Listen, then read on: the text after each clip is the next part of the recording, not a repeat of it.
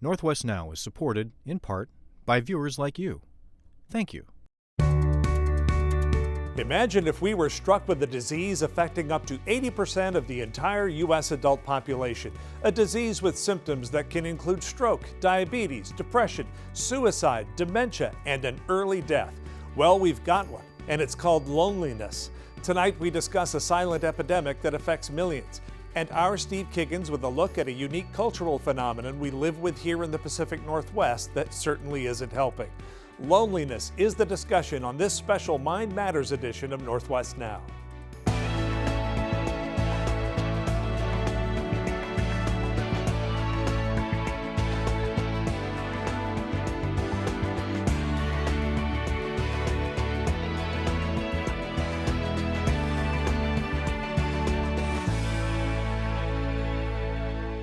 Welcome to this Mind Matters edition of Northwest Now. We've got several of these shows planned in the coming months, all focusing on mental health.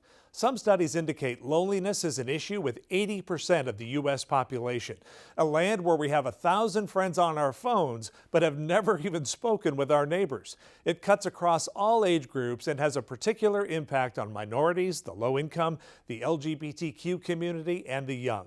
Loneliness or social isolation impacts productivity at work, increases health care costs because it's estimated to be the equivalent of smoking a pack of cigarettes a day, and it is proven to be the primary issue reported in a study of mass shooters. Thinking about the Seattle area specifically, seasonal affective disorder is part of this, and as Steve Kiggins tells us, there's a contributing local phenomena that we've actually given a name to. Seattle is America's fastest growing big cities. 300,000 of you joined since 2010. That's according to the census. And if you're one of those newcomers, you probably noticed it's a bit difficult to form strong relationships or meet new people. Thanks to the Seattle freeze, might be tough to figure out if Seattleites like you.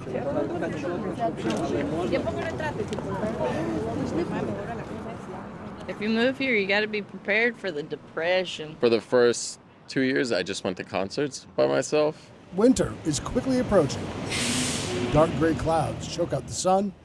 Daylight hours are getting shorter, inviting seasonal affective disorder to settle in. Depression is more than our emotions. It also can affect the body. It can affect our energy, our motivation, our sleep. Dr. Patrick Rowie, professor in the Department of Psychiatry and Behavioral Sciences at the University of Washington, focuses mostly on older generations he says are more likely to try shrugging off the blues all on their own. We've been working on the issue of social isolation and loneliness in older adults in particular, those folks who are 60 or 65 and older. I'll pick you up. Oh, there you go. For those who do seek out help, finding psychiatrists accepting new patients can be hard. That's why Dr. Rowie and colleagues launched an evidence-based program called Do More, Feel Better. They teach volunteers at senior centers observation and planning skills to boost older adults' moods and energy by recognizing patterns of avoidance, withdrawal, and depression. Hope to kind of offer this program nationwide, a way for senior center administrators or leadership to kind of pick up this program and to deliver the program and offer it themselves. But it's not just our older neighbors who are down in the dumps. The U.S. Surgeon General says half of all Americans report measurable levels of loneliness. The Seattle freeze doesn't help. The people that are rude and don't look at me aren't from here. Maybe because they're uncomfortable. Yeah, they're scared of me. The weather, I think, also plays a partial role. The Surgeon General says Americans should work toward strengthening social connections, reevaluate how we interact with technology and social media, and cultivate a culture of community. Plus, some Northwest newcomers insist breaking through Seattle's icy facade is not impossible. If you get hobbies, you can meet people through those things. And that's like your best way. Building connections, meeting people, getting different jobs. You run into more people, and eventually I just met the right kind of people. Somebody gives you the Seattle freeze, you gotta shake it out of them, you know? In Seattle, Steve Kiggins, Northwest Now. Joining us now are Dr. Whitney Carlson, Clinical Associate Professor at the University of Washington, and Elizabeth Allen, the Behavioral Health Promotion and Policy Coordinator at Tacoma Pierce County Health. Thank you both for coming to Northwest Now. Great to have a conversation about a topic I've been wanting to do for a while on loneliness. And it's such a huge problem, as it turns out. We set that a little bit coming up into this segment. But I also have a sneaking suspicion maybe, and I'm going to get your feedback on this, that it's underlying and sitting behind a lot of the things that we think are kind of common. The first one of those, Dr. Carlson, 15% of this country is on mental health medication. And a new study shows that Seattle's #6 nationally. It's just a huge issue. So many people with anxiety and depression and problems. I realize, because I was cursed with taking statistics in graduate school, that you'd have to do a real study to tease out those variables and come up with that. So I'm asking you more about your gut and the qualitative part of this. What's your suspicion about the role loneliness plays in what we know is sitting out there as a big use of antidepressants and anti-anxiety medication? Yeah, well, it's complicated when people have mental health problems in general. There's usually many reasons for it. Antidepressants are prescribed not only by mental health, but also primary care. And as probably most people know who've been to a primary care doctor lately, they don't have a lot of time. And so I think that's the easiest thing for people to do, is to prescribe a medication. And even in mental health, we do that too. So I think there's a fair amount of loneliness. There's a lot of evidence that a lot of primary care visits are actually related to loneliness. It's their way of getting some kind of connection with someone. And so I suspect it's behind that quite a lot, actually. Yeah, and that inability and that lack of connectedness with either social circles or families or wherever it may be. It's certainly, I think it'd be safe to say, it certainly can't help depression. Right. Yeah. Most of us are quite a ways from our families, and unless you have a good friendship circle, or if you're new to the area, it's hard to make connections. I think. As someone from the Midwest originally, I think it was really hard to move to the Northwest, and we were talking a little bit about the Seattle freeze idea, and I think it is hard to break into relationships with people in a big city in particular. So, Elizabeth, Pierce County did a huge mental health study, lots of factors, many different categories of data involved in this. And I don't know if it's addressed specifically, but when it comes to mental health, same question for you. What's your gut say about what kind of a component loneliness may be in feeding a lot of these other mental health related problems that we are more familiar with? Oh, absolutely. And we see that connection of loneliness play out in even a bigger field when we look at public health. It's not only about that individual, but how does that impact of loneliness then have on our communities, our community resilience? How are people thriving in communities if they're lonely, if they don't have those social connections? So we're really looking at how does this impact physical health as well as mental health with that component of loneliness, how we need social connections. I would say one of the most difficult challenges that we've had is we have technology. So we think we're having social connections when we are on social media, even when we're talking to somebody maybe on FaceTime. But what we're seeing, especially with the Surgeon General's advisory, is that is not enough.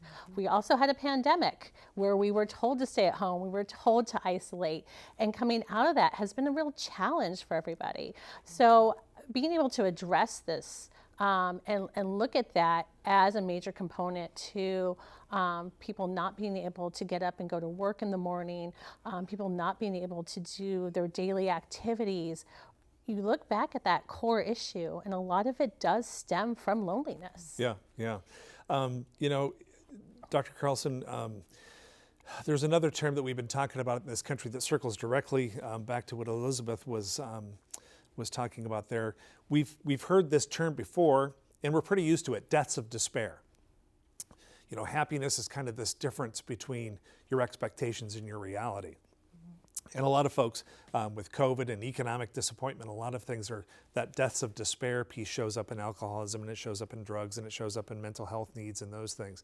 How do you think loneliness fits into that despair issue? Is there a piece of despair, if you will, that loneliness also feeds into? Oh yeah, for sure. I think I agree. I think I agree with everything Elizabeth said, and I think the other piece that we don't recognize is people are quite lonely even when they're with people.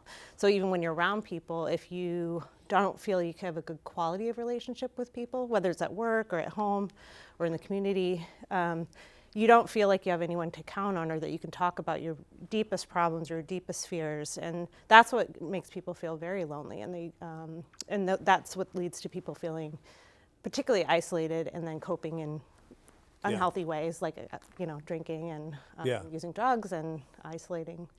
Elizabeth talked about this, and I wanted to give you a chance as well when it comes to social media, which is just being shown to have this plethora of problems that come along with it. My social media says I have 4,000 friends. Yeah. Do I? I think you have 4,000 people that you have a superficial relationship with, probably. I think what's mostly missing in social media, it's so important with the pandemic because we need some way to stay connected. But I think what's really missing is actual in-person, face-to-face contact where you can pick up on nonverbal cues, you can look people in the eye, you can shake people's hands, you can hug people. That kind of connection with people is really what leads to people feeling very seen and known. And you can't do that on social media very well. So. Yeah, the piece that reporter Steve Kiggins did for us leading into this was about seasonal affective disorder and the Seattle freeze. You mentioned that spontaneously on your own in your first question, but I also wanted to give you a chance with that, Elizabeth. Again, things that we know about the Seattle freeze. We know about seasonal affective disorder.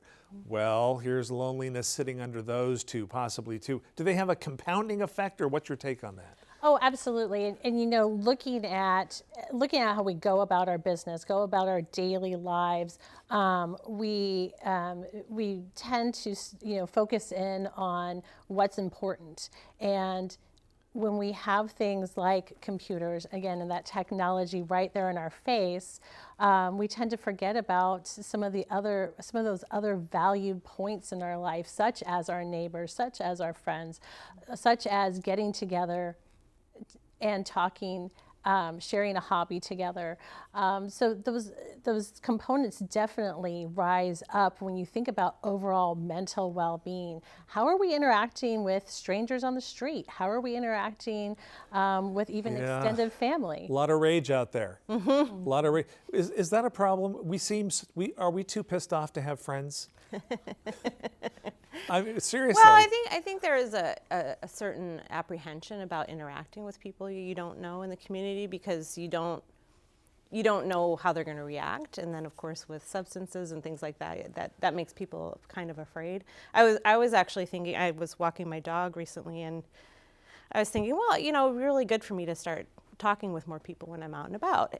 But half of the people at least have AirPods in or headphones, or they're looking down at their phone as they're walking. So it's almost even impossible to start a conversation, to make a friendship, let alone be afraid of what the reaction is going to be if you interact with their podcast. Yeah. So I think it's hard to know how to predict what people are going to. And here's the problem with social media again, Elizabeth. It used to be that if I were to meet you, I wouldn't express every political thought I had, every religious thought I have, spew all my venom about this or that or my road rage or whatever it is.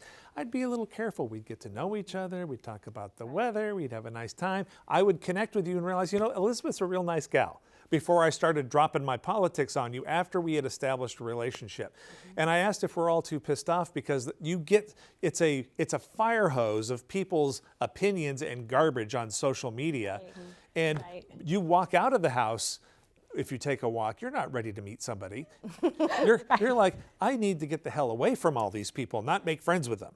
The other issue with that scenario that you said is how much you knew about me before you connected with me face to face. And that element right there is anxiety. We have now increased our anxiety because we have found maybe some superficial information about somebody before we even got to know them face to face or in person. Oh, she's a cat. She likes cats. Forget it. Right. So let's increase our anxiety by having this component before we even get to know somebody around anxiety. And we all know that anxiety has increased quite a bit, and that just adds to it. And I also want to say too, that here we are talking about the downside of social media, but yet we all need it. A lot of more people are working remotely. Our doctor's offices are asking us to have apps on our phone to, check, our outcomes maybe on, some testing. Your doctor doesn't want to talk to you either, So, just so you know. so there's this very, very, difficult double-edged sword, if you will, on here we are, saying you've got to get out and you've got to connect with people, put the phone down, and we probably need that phone just to connect with you to let you know that I'm coming to see you, or I'll be there in a couple minutes. So it's really quite challenging. This is something new that our generations are facing. And making a friend is a skill, is it not? I mean, and it's a perishable skill like most other skills. Build on Elizabeth's comments a little bit there, Doctor. I mean, do we even have that skill anymore, or is it pretty much flushed out of us by the time we're kids? Because kids are doing this now. I was having this discussion with somebody today. They're not out in the neighborhoods playing football and riding bikes and doing all the things we did. Come back, when the street lights come on, you had to be back. That's not how it is anymore. They're doing this. Yeah. But I do think it's true. I was actually just reading a little bit about this and, social media and kids and how that connects to loneliness. But it depends on the kid. So some kids are more vulnerable to that, where they use that entirely for their social connections. Some can use it, just like you're saying, to get together with people, and then they do go ride your bikes. Like my son will go out and say, okay, I'm going to go paddleboarding. I'm meeting up with my friend, and I'll be home later. So it kind of depends on the situation. I think it's inherent on schools and also parents for sure, or other close people in kids' lives, to teach them that that's not the only way to connect with people, and take a time out, from it. Because a lot of times we're in our own house with our own family members, and everyone's on their own little device, not communicating. Right. So, I mean, you can teach that at home a little bit too. The Surgeon General talked about fostering a culture of connection. But when we look at what we call kind of the American culture, the American dream, the American way, it is very much, it's very much a dichotomy. There's this whole kind of John Wayne, pull yourself up by your own bootstraps and go riding off into the sunset on a horse by yourself because you're a lone, dangerous guy. But there's also a great history in this country of cooperatives for everything from electricity to farming to agriculture and raising barns. We needed each other. We're not seeming to get it right, though, Elizabeth. What thought do we need to have in our mind about what it means to be an American and this whole friend-making piece? Right. And it was touched on here with, that communication with friends. We need to develop new skill sets. Mm-hmm. We have this new, this newer piece of information technology. We need to build different skill sets. We talked a little bit here about coping skills. Every individual wants to try to take care of themselves when they're not feeling well, and we know that leads to a lot more mental health challenges. But we need to develop a new set of skills around how to balance having those times alone with technology, or being alone because now I'm working remotely, and balancing that with finding other people to connect with, thinking about our own interests and how probably somebody else in our community has those interests as well, whether it's a hobby, whether it's getting together for a meal. But at this point, we really need to be intentional about those types of relationships and getting back to those social connections. Force yourself sometimes to go to the model train group or to whatever it may be. And affinities really seem to, car guys, sewing, whatever hobbies really seem to be a real pathway into that too, if people can access it. I don't want to make it sound like, little Joey's lonely and that's an isolated problem. And this has some huge societal health consequences and financial consequences. Doctor, can you talk a little bit about either, that's dealer's choice there, whatever you want to talk about. Well, there's actually studies that show that people who have very small social circles or are lonely are at 50% risk of dying from that. It's an independent risk factor for death. And That's then, amazing. It by itself can kill yeah, you. yeah. Isn't that And something? it's just as risky as smoking 15 cigarettes a day. Yeah. And more risky than alcoholism or lack of physical activity. I don't So think people realize that. No, it's huge. There's a huge study that was done, and it was pretty shocking when I heard the numbers too. I was like, Yeah. wow, that's. From a public health perspective, you can't hear that and see those studies and say, oh yeah, but we're going to focus on, the normal public healthy things. Right. I mean, you have to swing your gun around and really look at this, I would think.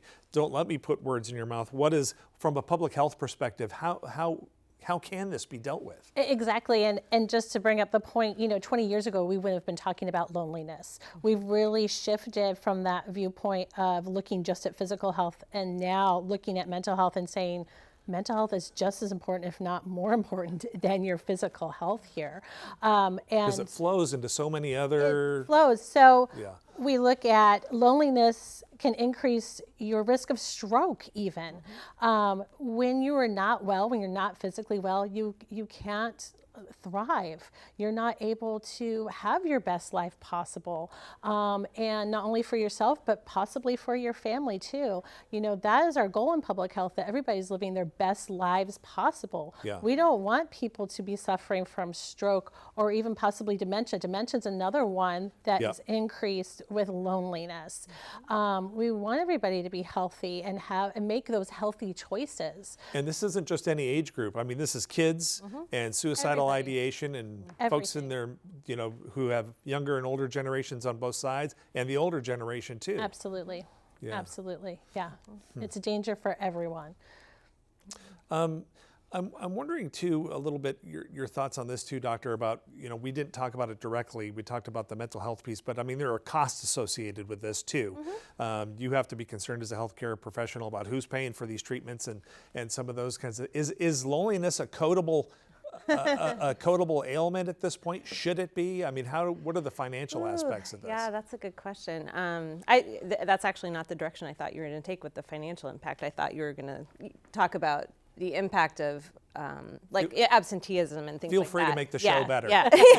So, but it's both sides. It's, if you're lonely and then you're having mental health issues or physical problems because you're not taking care of yourself, then you might miss work more often, or you have to take FMLA, and that affects employers a lot.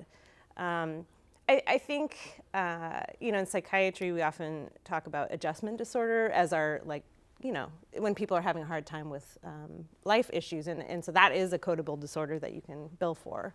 I don't know if there's I think there are certain codes that you can add when you're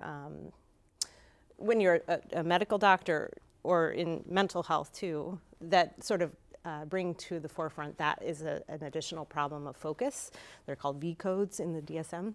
Yeah. So it usually isn't the primary thing, but it's the thing you add to it to show that it's a complicated situation. So you're not out in the woods with health insurance if this is a primary driver for you, loneliness. No, I don't. Yeah, I think you can, get the help that you need. It's a little bit of finesse, I suppose. Yeah. Here's another. This is a tough one too. Maybe Elizabeth, I don't know if you've thought about this directly, but I have. A lot of people will tell you they're not lonely. Why? Because they have their spouse. The whole thing is invested on, maybe guilty as charged. The whole shot is invested in the spouse. And when the spouse goes, and it can happen, we've all had friends on Facebook and realized that somebody in our circle or the spouse of somebody in our circle has died. And then boy, oh boy, are we too dependent on our spouses? Do we need to think about this friendship skill and things that we're supposed to be doing outside of our marriages if we are married? That's a great question. I don't ever want to put down any relationship because any relationship is valuable, right? But regardless, if you're married, have a partner, it's not a good idea just to depend on one person. Yeah. And the idea of having several people that you can depend on in times of need or for celebration is, very, very important. Certainly, we want everybody to have, good, positive relationships. Sometimes that doesn't happen at home, though, for whatever reason. And so we really want people to think about that community, and then also going back to being invested in your community. So again, not putting down marriage at all. Want healthy relationships there, but thinking thinking more outside the home in terms of what do you want to see in your neighborhood? What do you want to see in your community? And a lot of talk around community resiliency, and that really means you're stepping out of your home, maybe with your spouse or partner, but winding that making circle. those connections, making those networks, bigger. Last 30 seconds, doctor, if somebody said, hey, I know I have a loneliness problem, because it is only 30 seconds, what's a positive step I can take? Help others. That would be the number one thing I'd say, because the more you can get outside yourself and contribute to someone else's well-being, the better you actually feel yourself, because you realize there's a lot of people with more problems than you do, or maybe they're even more lonely than you are. So volunteering is something that really matters a lot to you. You can also meet other people that share a like-minded passion of yours for volunteering, and then you meet people as well. So that'd be like the number one. That's a great thought to end it on. Thanks both of you for coming to Northwest Now. Thank you. Thank you. Loneliness is a public health threat that's hiding in plain sight, and there's no vaccine or medical treatment that can truly solve the problem. The bottom line, just be aware of this.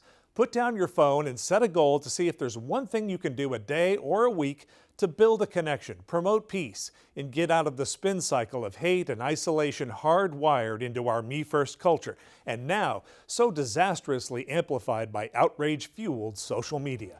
It's a place to start.